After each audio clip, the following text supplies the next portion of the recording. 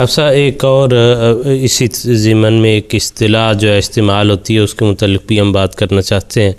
لقیت کیا ہے اور اس کے کیا احکامات ہیں؟ لقیت دراصل اس لاوارث بچے کو کہتے ہیں جو کہیں پہ گرا ہوا ہو اور اس کو کوئی اٹھا لے۔ تو جیسا کہ ابھی متبنہ کی بات ہوئی، گویا کہ لقیت بھی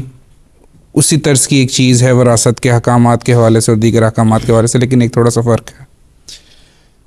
ایسے بچے کو جو کہیں سے گرا ہوا ہو اٹھا لینا اور اس کی پرورش کرنا، اس کو پالنا، اس کو گھر دینا، اس کی تعلیم و تربیت کا خیال رکھنا خدا تعالیٰ کے نزدیک بہت زیادہ جو ہے وہ مقبول فعل ہے اور بڑے اجر کی بات ہے۔ اور قرآن کریم میں ایک جگہ اللہ تعالیٰ نے فرمایا ہے کہ اگر کوئی شخص کسی جان کو قتل کرتا ہے تو گویا اس نے تمام کائنات اور تمام عالم کے لوگوں کو قتل کر دیا ہے، اور فرمایا وَمَنْ أَحْيَاهَا فَكَأَنَّمَا أَحْيَا النَّاسَ جَمِيعًا، اور جو کسی کو کھڑا کرتا ہے، اس کو زندہ کرتا ہے، اس کی تعلیم و تربیت، اس کی پرورش کرتا ہے، گویا کہ اس نے تمام دنیا پر احسان کیا ہے اور تمام دنیا کے لیے ایک بہترین نافع الناس وجود جو ہے وہ ان کے سامنے پیش کیا ہے، جو معاشرے کے ایک بہترین حصہ بنے گا۔ تو ایسے لاوارث بچوں کو پالنا بھی بہت ہی زیادہ برکت کا اور بہت ہی زیادہ ثواب کا موجب ہے۔ بات یہ ہے کہ اگر ایسا بچہ جو کہیں سے ملتا ہے اس کو کوئی پالنے والا نہیں ہے، تو پھر اس صورت میں یہ ذمہ داری جو ہے وہ حکومت وقت کی ہوگی اور بیت المال سے اس کے تمام نان نفقے کا جو ہے وہ خیال رکھا جائے گا۔ یہ وہ فتویٰ ہے جو خلفائے راشدین نے اپنے دور میں دیا۔ حضرت عمر رضی اللہ تعالیٰ عنہ اور حضرت علی کرم اللہ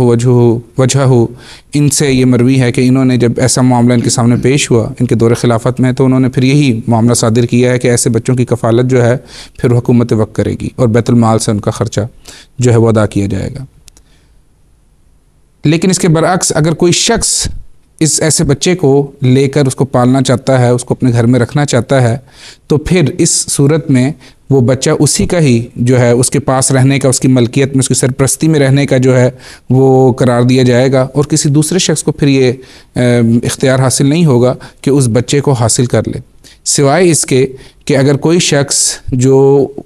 کوئی ایسا شخص سامنے آ جاتا ہے جو کہتا ہے کہ یہ جو بچہ لقیت ہے تمہارے پاس، اس کا میں حقیقی باپ ہوں، اور قرائن اس بات کا جو ہے وہ ثبوت دے رہے ہوں کہ واقعتاً اس بچے کا یہ باپ، یہ جو شخص ہے دعوے دار ہے، مدعی ہے، یہ اس بچے کا جو ہے وہ باپ معلوم ہوتا ہے، تو اس صورت میں پھر وہ جو شخص ہے جس نے اس بچے کو پالا ہوا ہے اس سے لے کر وہ بچہ اس کے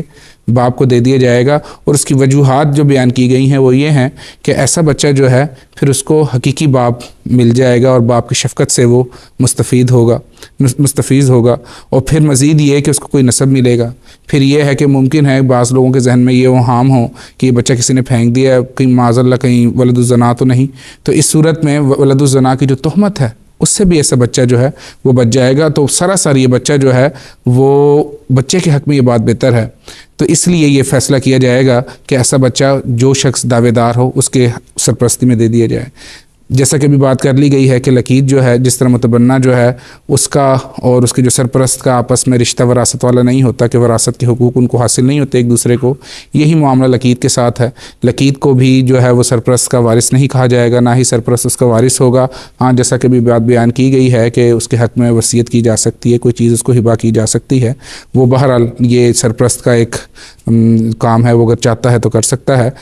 آخری بات جو میں بیان کرنا چاہتا ہوں وہ یہ ہے کہ ایسا بھی ہوتا ہے کہ بعض اوقات بعض حوادث آ جاتے ہیں، آفات آ جاتی ہیں، اور چھوٹے بچے جو ہوتے ہیں یا بچے جو ہوتے ہیں وہ اپنے والدین سے بچھڑ جاتے ہیں، یا رفاہی اداروں میں بعض بچے پال رہے ہوتے ہیں۔ اگر کوئی شخص ایسے بچوں کو بھی اپنے سرپرستی میں لینا چاہتا ہے تو ایسے بچے بھی جو ہیں ان پر بھی وہی احکامات صادر ہوں گے جو لقیت کے زمرے میں آتے ہیں۔ جزاکم اللہ خیر۔